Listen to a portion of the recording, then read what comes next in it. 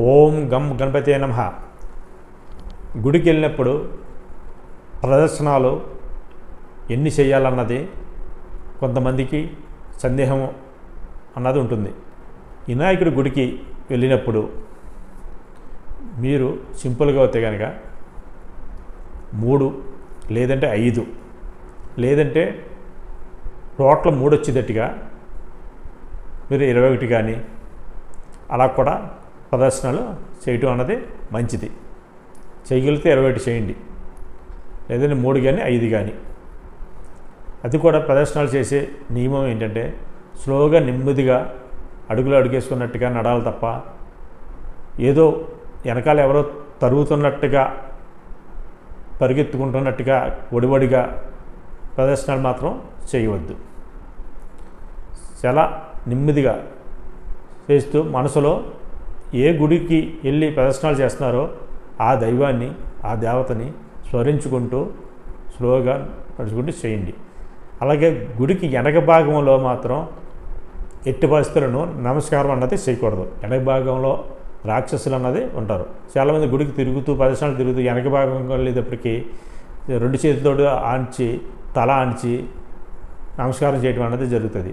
అక్కడ రాక్షసులు ఉంటారు తప్ప ఏ గుడిలో ఉన్న ఆ దైవం మాత్రం అక్కడ ఉండరు, వెనక భాగంలో ఉండరు. రాక్షసునికి నమస్కారం చేసినట్టు అవుతుంది, వెనక భాగాన్ని మాత్రం తాకవద్దు. అలాగే వెంకటేశ్వర స్వామి వారికి అయితే కనుక 3 ప్రదర్శనలు శుభం. అలాగే శివునికి అయితే కనుక 3 ప్రదర్శనలు మంచిది. ఆంజనేయ స్వామి వారికి అయితే కనుక 5 ప్రదర్శనలు మంచిది. లేదంటే టోటల్ 5 వచ్చేటట్టుగా 5 కానీ 14 కానీ 23 కానీ 41 కానీ 50 కానీ ఇలా కూడా ప్రదర్శనలు చేయడం అన్నది మంచిది. అదే సుబ్రహ్మణ్య స్వామి వారికి అయితే కనుక 6 ప్రదర్శనలు చేయడం అన్నది చాలా చాలా మంచిది. ఆయనకి షణ్ముఖుడు అని పేరు. ఆయనకి 6 ప్రదర్శనలు చేస్తే ఆయన సంతృప్తి చెందుతాడు. ఆంజనేయ స్వామి వారికి అయితే కనుక 5 అంటే ఆయనకి ఇష్టమైన నెంబరు. అందువల్ల పంచముఖ ఆంజనేయ అని చెప్పి కూడా నామం ఉంది ఆయనకి. 5 ప్రదర్శనలు ఆంజనేయ స్వామి వారికి. వెంకటేశ్వర స్వామికి 3 చాలా చాలా ఇష్టం. ఆయనకి 3 నామాల వారు అంటారు. అలాగే త్రిమూర్తుల వారు కింద లెక్క కూడా వస్తారు కాబట్టి 3 ప్రదర్శనలు అన్నది వెంకటేశ్వర స్వామి వారికి కూడా చాలా మంచిది. అలాగే శివునికి కూడా త్రిమూర్తుల వారిలో ఒక ఆయన కాబట్టి ఆయనకు కూడా 3 నెంబరు మంచిది. 3 ప్రదర్శనలు చేయడం అన్నది మంచిది. వినాయకుడి వారికి 5 నెంబరు చాలా ఇష్టం.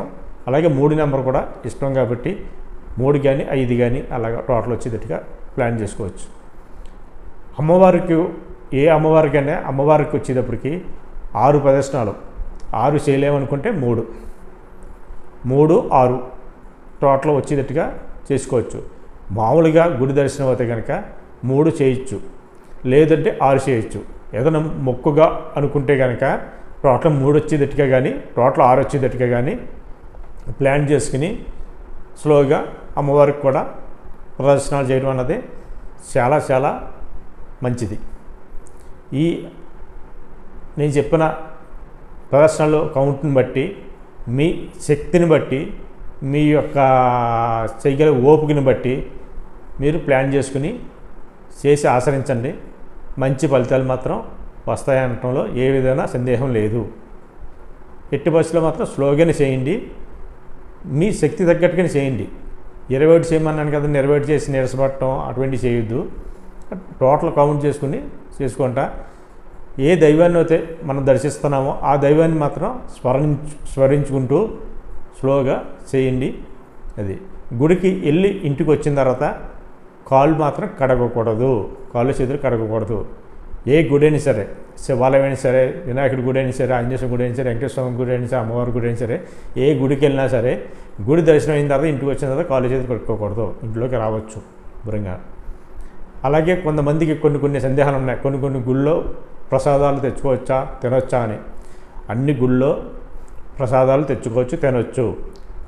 చాలామందికి ఉన్న అపోహ ఏంటంటే శివాలయంలో ప్రసాదం తెచ్చుకోకూడదని. శివాలయంలో ప్రసాదం తెచ్చుకోకూడదని ఎక్కడా లేదు.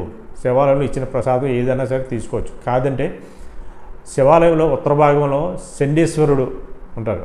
ఆయన దగ్గరికి వెళ్ళి జస్ట్ ఒకలా చిటికేసి చండీశ్వర, ఈశ్వరుని ప్రసాదాన్ని నేను స్వీకరించేటట్టుకు ఇంటికి తీసుకెళ్తున్నాను లేదా స్వీకరిస్తున్నాను అని చెప్పేసి ఒక్కసారి అలాగని చండీశ్వరుడు అనుమతి తీసుకుని మీరు ప్రసాదాన్ని అక్కడ కావాలంటే అక్కడ స్వీకరించవచ్చు, ఇంటికి తెచ్చుకుని ఇంటి దగ్గర స్వీకరించవచ్చు.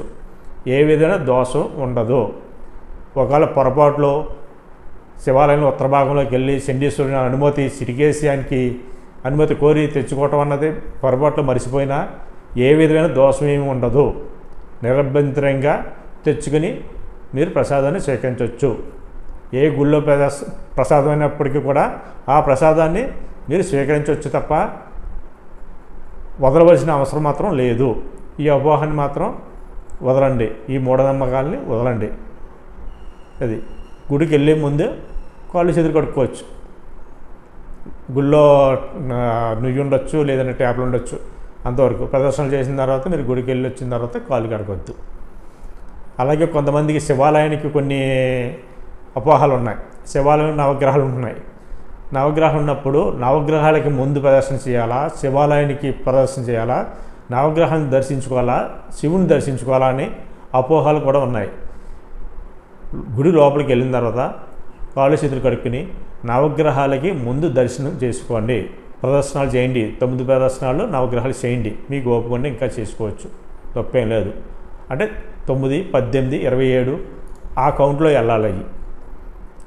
అది చేసుకుని ఆ ప్రదర్శనలు చేసుకుని తర్వాత శివాలయానికి 3 ప్రదర్శనలు చేసుకుని మీరు శివుణ్ణి దర్శించుకుని అక్కడ ఏమన్నా ఇంకా ఆలయాలు ఏమన్నా ఉంటే కనుక ఆ దేవతలను కానీ దేవుళ్ళని కానీ దర్శించుకుని రావచ్చు. ఏ విధమైన ఇబ్బంది ఉండదు. ముందే శివునికి ప్రదర్శనలు చేసేసి శివుని దర్శించుకుని అక్కడ ఉన్న ఉపాయాలను దర్శించుకుని నవగ్రహాల మండపం దగ్గరికి వచ్చి నవగ్రహాలు 9 ప్రదర్శనలు చేసేసి కాళ్ళు కడిగేసుకుని ఇంటికి వస్తారు. అది దోషం, ఫలితం మాత్రం ఉండదు. ఇంకో రకంగా కూడా కొంతమంది చేస్తున్నారు. నవగ్రహాలకి ముందే ప్రదర్శనలు చేసేసి 9 కాళ్ళు చేతులు కడిగేసుకుని నెత్తి మీద నీళ్ళు జల్లేసుకుని అక్కడి నుంచి శివాలయం అయితే శివాలయం, వినాయకుడి గుడి అయితే వినాయకుడి గుడి, ఏయైతే అమ్మవారి గుడి అయితే అమ్మవారి. అంటే నవగ్రహాలు ఓన్లీ శివాలయంలో మాత్రమే ఉండాలని ఏం లేదు. కొన్ని చోట్ల వినాయకుడి గుళ్ళో కూడా నవగ్రహాలు ఉంటున్నాయి, అమ్మవారి గుళ్ళో కూడా నవగ్రహాలు ఉన్నాయి, శివాలయంలో కూడా ఉంటున్నాయి. అయ్యప్ప స్వామి గుళ్ళో కూడా నవగ్రహాలు ఉన్న కొన్ని గుళ్ళు ఉన్నాయి.